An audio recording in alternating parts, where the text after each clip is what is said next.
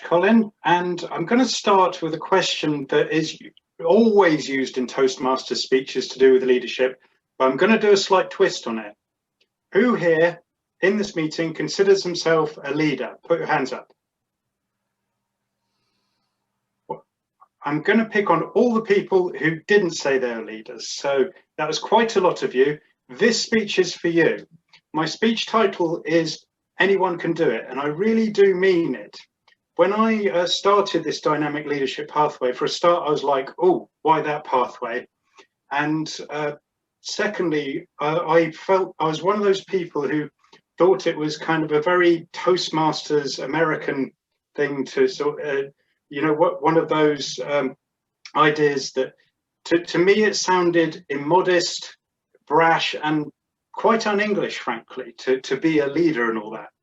And what I've done though with this talk is I've got 5 lessons I've learned from having done the dynamic leadership pathway, and hopefully by the end you'll all be persuaded that you could be a leader too. If I share my screen, the first point is to start with heart. And on this one, I put, most of you probably will have seen Terminator 2. There's that scene with the metal arm and the microchip. Mary hasn't. Oh, shocking. There's a scene with the metal arm and the microchip that they're trying to get out of the safe. Now, my question would be: does anyone remember that scene with where they have? Yes, the other Tim and Beatrice. Good, a couple of people. The idea behind that scene, the reason I use that one, is to get the microchip and the metal arm. The Sarah Connor character has to go to one end of the room, and the Miles Dyson guy goes to the other end of the room, and they have to turn the 2 keys together. You're probably familiar with this idea, but they can't turn one key, they have to turn them both together. And with Start With Heart, what I found at the start of the pathway is that you have to use both heart and head. With head alone, you just have lots of control and not much else. With heart alone, you have lots of power, but nowhere to direct it. With both heart and head, you have both power and control, meaning you can unlock the magic of speaking and indeed leadership. The second concept, the second point to make is this one: dare to be extraordinary. And this lady in this picture is a lady called Maria Botchkareva, which I did my evaluation and feedback project on, the 2 sections of that. And Maria Botchkareva was a soldier in the Russian army, so the Tsarist army, over 100 years ago in 1915. And she ran Maria Botchkareva's Battalion of Death. And what she did, she fought with distinction on the Eastern Front, and then, given the Russian Revolution, she fought against the Red Army as well. And it was the first, as far as I know, the first army in the world where women were allowed to fight on the front lines, was the Tsarist army of 1915. Now, I'd ask all of you, who knows when that happened in Britain? When did we legalize women being allowed on the front lines? Anyone want to unmute and have a guess? Colin. Colin would know. Colin is in the military. Colin Darkins. Yeah, it was about 2016. Yes, we're approximately right. So over 100 years after the Russians did it, which is extraordinary.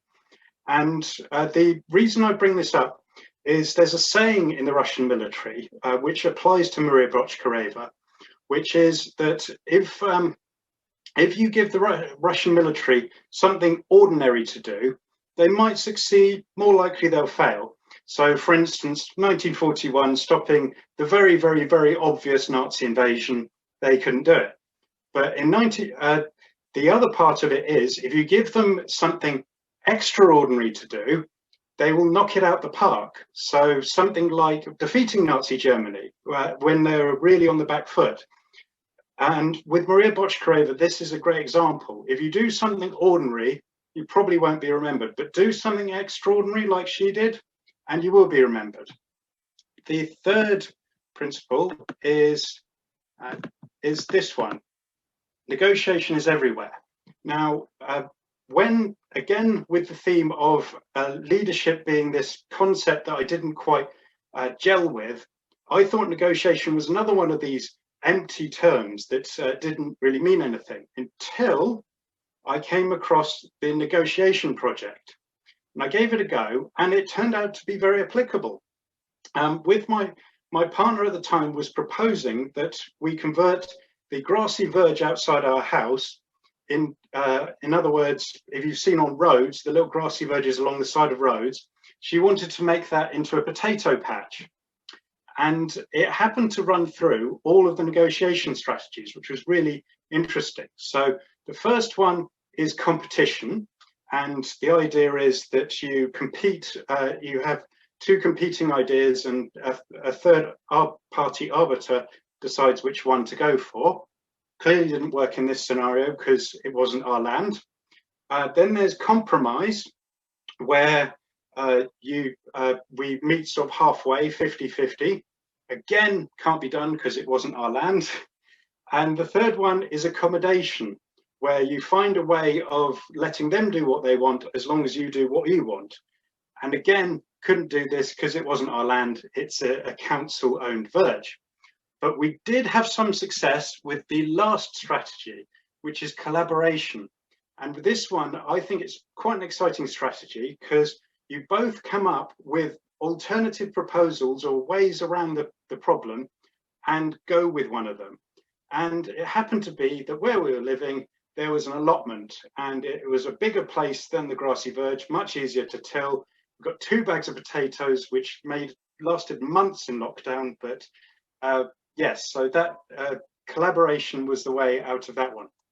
The fourth idea is hold on to a dragon. And what I've done here is I've taken a picture from a speech I've done 5 times, the International Toastmasters Bandersnatch one. And this is a map I've used to illustrate it. And with International Toastmasters Bandersnatch, it was the first speech I did in Toastmasters more than once. So with this one, with International Toastmasters Bandersnatch, I took it obviously to Oxford Speakers Club, to Witney Speakers, to Didcot Speakers, to Milton Keynes, which is in Buckinghamshire. And as Shannon would know, I even took it as far as California last week. So it really has been like holding onto a dragon. And to unpack that analogy a bit, has anyone heard of the Chinese company Alibaba? It's like, yep, Beatrice has, several people. It's basically like a Chinese version of Amazon, one of the world's biggest companies. And the CEO of Alibaba is a chap called Jack Ma. And what he said, he says of himself that he has no specific talent, no great leadership skill, etc. So a bit like I was feeling at the start of this pathway. But what he does say is that Alibaba is like holding onto a dragon, and that dragon is taking him places. And without it, he'd probably be a nobody, but holding onto a dragon takes you places. So that's why I mentioned the International Toastmasters Bandersnatch. And if you find anything like that, anything that is a good idea or someone who's really inspiring, keep hold of that and keep going with it, because that will inspire you with leadership. The last principle is leadership is always necessary. And I think you probably cottoned on to the theme of this whole thing that anyone can do it, but leadership is always necessary. This particular picture is taken from our 60th anniversary celebration for Oxford Speakers, which I did a speech about a couple of weeks ago. And the reason I mention this is I've been president of Oxford Speakers, I've been area director, but when it came to doing level 5, a high performance leadership, I ran away from it. I didn't want to do it. I didn't feel worthy for some bizarre reason. And it happens again and again and again with leadership that people get imposter syndrome. And this is why I emphasize leadership is always necessary, because with this project, I didn't feel I was right for it, but I concluded in the end I was the right person to do it. There's a great film called Fury, which is about an American tank crew in World War II. And one of the guys constantly repeats this phrase from the Bible, which is that, whom then shall I send? Here I am, Lord, send me. And that phrase, it pithily sums up what I want to say with this talk, which is that whenever there's an opportunity for leadership, you should embrace it. It doesn't matter if you don't feel like a leader, just go for it. And as I said at the start, anyone can do it. Anyone can do a full pathway. Anyone can do leadership. To sum up the 5 points, start with heart. So always use heart and head. Remember those 2 keys. And the second one is dare to be extraordinary. Be remembered by being extraordinary. The third one is negotiation is everywhere. It's not a niche thing. It's always applicable. Fourth one is hold on to a dragon. So if you have a really good idea or meet someone really inspiring, then keep going with that. And the fifth one is leadership is always necessary. And I'd like to encourage all of you, especially the people who didn't put your hand up at the start, to think of yourselves as leaders. It may only be occasionally you're a leader. We were talking earlier about the US presidential elections. Even people like Biden, great though he is, he's not a leader on absolutely everything. Say there's some things he doesn't know. All of us have our specialties and things we can lead on. And indeed, there are times when we're called to be leaders. And I'd like to leave you with that thought. And I've completed the pathway. Happy days.